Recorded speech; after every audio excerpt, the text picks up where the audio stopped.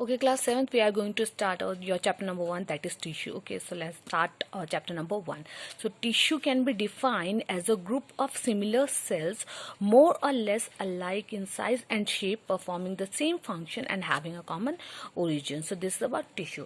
Now, tissue are of two types, divided into two types, that is plant tissue and animal tissue. So first of all, we are talking about plant tissue.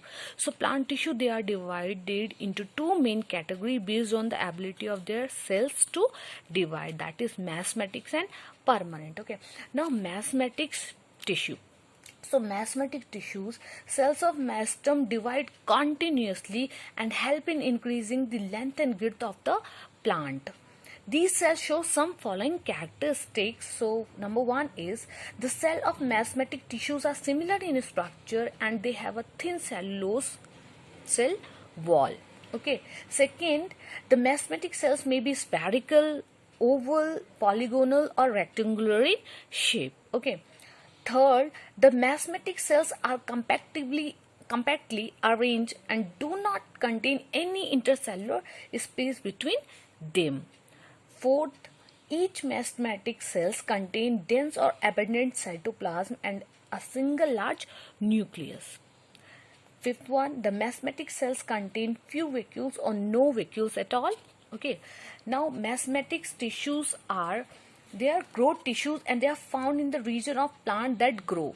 According to their position in plant, mesomatics, they are of three types: apical, lateral and intercalaries. Okay. Apical, lateral and intercalaries. Okay, so apical mesomatics, the mesostem we used to call it. So these are situated at the growing tip of stems or root. Okay, so apical tissue, these are situated at the growing tips of root or stems, that is at the shoot apex, okay, and root apex. Apical mesostems are also found at the apex of leaves. Okay, second one is a intercalary. So intercalary mesostem. So intercalary mesostem, they are located at the base of the leaves or internodes. Okay, example stems of grasses and other monocot. Third one is lateral. So they are found beneath the bar called core cambium and in the vascular bundles of dicot root and stems called cambium. They occur in thin layer. Cambium is the region which is responsible for growth is thickness. Okay, now it is about the mesomatic tissue. Now permanent tissue, if we will move toward the permanent tissue. So permanent tissue, these are the tissues that are derived from mesomatic tissues, but their cells have lost the power of divisions and have attained their definite form. Permanent tissues, they are classified into two types, simple or complex. Okay, now permanent tissues, they also have some following characteristics. So number one is cells of permanent tissues have a definite shape and size. Second, cells may be thin or thick wall. Intercellular space between cells may or may not be present. Next one is they may be living or dead, and nucleus is absent in dead cells and small in living cells. The vacuoles may be present or absent. So these are the characteristics of permanent tissue. Now types of permanent tissue. So they are of two types, simple and complex permanent tissue. Now simple permanent tissues, so these tissues are composed of cells which are structurally and functionally similar. Thus these cells are made up of only one type of cells. Okay, so simple permanent tissues, as you know very well. Now simple permanent tissues,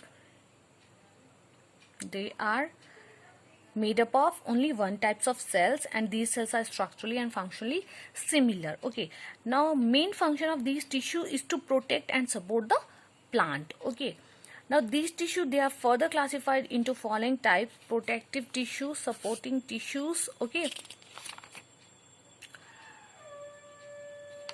so protective tissues. Okay, now protective tissues, they are consist of epidermis, and epidermis, it forms a single layer of living cells covering all over the parts of the plants. Okay, so epidermis, they protect the underlying tissues from the mechanical injuries, chemicals and infection, etc. Okay, now supporting tissues, so supporting tissue, these provide support or strength to the plant. Okay, supporting tissue, they are characterized into parenchyma, collenchyma, scalenchyma.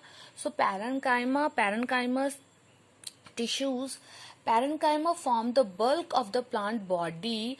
Parenchyma cells are living and possess the power of their division. Okay, the cells are rounded or isodramatic, means equally expanded on all sides. Okay, the parenchymatous cells are oval, round, polygonal or elongated in shape.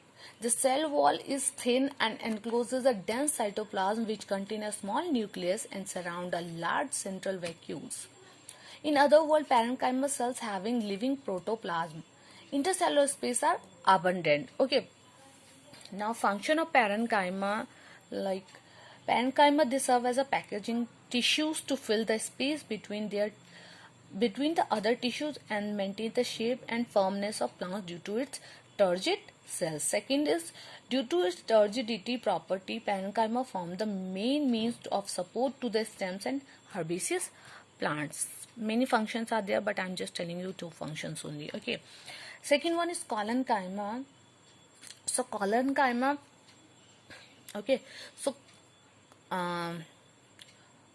tissues also consist of living cells. So collenchyma tissues also consist of living cells. It shows many of the features of parenchyma, but it characterized by the deposition of extracellulose at the corner of the cells. Okay, in collenchyma, intracellular space are generally absent. Okay, now there are some characteristics of collenchyma.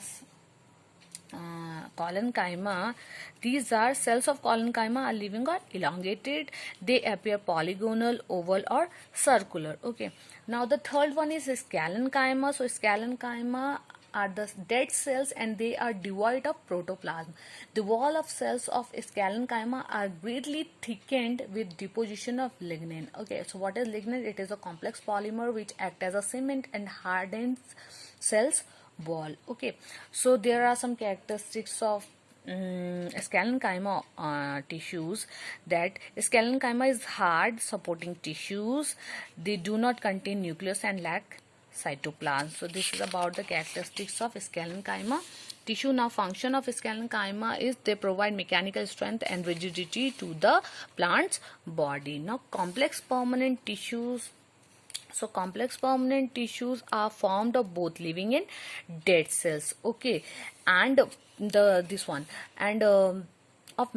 these cells work together to perform a specific function. And xylem and phloem, they are the two main complex tissues that is found in plants. Okay, so xylem and phloem, these are the two main complex permanent tissues. So this is about this video, and we will talk about the next topic in next videos. Okay, please side by side do the exercise also.